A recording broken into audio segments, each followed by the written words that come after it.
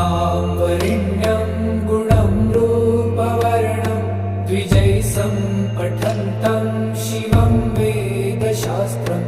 अहो दीनवत्सं कृपालुं शिवं तं भजे पार्वती वल्लभं नीलकण्ठम्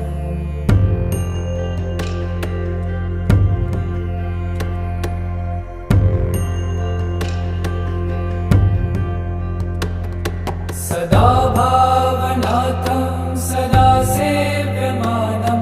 सदा भक्तिदेवं सदा पूज्यमानं महातीर्थवासं